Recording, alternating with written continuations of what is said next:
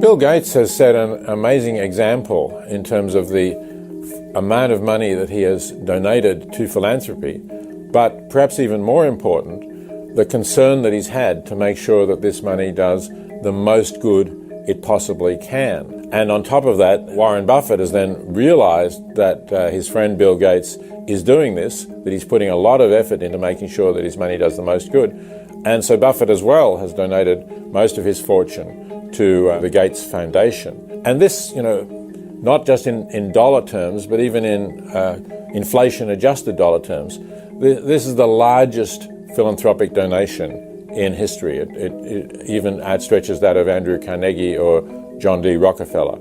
So I'm really impressed by this, and I'm impressed by the fact that Gates in particular, and Melinda Gates I should mention as well, have both made it their life's work to really try to help people in poverty, to really live up to the idea that every human life has equal value, whether it's the life of an impoverished person in a developing country or the life of one of their fellow Americans.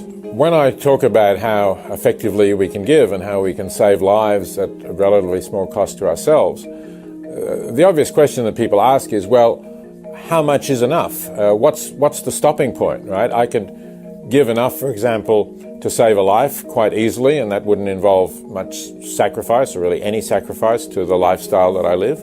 But having done that, I could give more and save more lives, or I could donate to charities that are restoring sight in people who are blind because of cataracts, for example. And again, there's many that I could. So where do I stop? And I don't think there's any straightforward answer to that question that applies to everybody. People find their own limits. I know some people in the effective altruism movement who've said, I'm just going to live on a basic income. Other people say, no, I'm going to give, let's say, 10% of what I earn. And that can be a very substantial amount. But for people who are comfortably off, it's not really a significant sacrifice to give 10% of what you earn.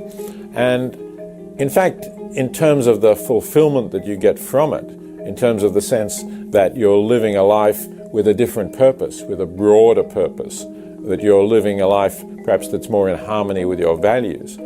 I know many, many people who say it's not a sacrifice at all.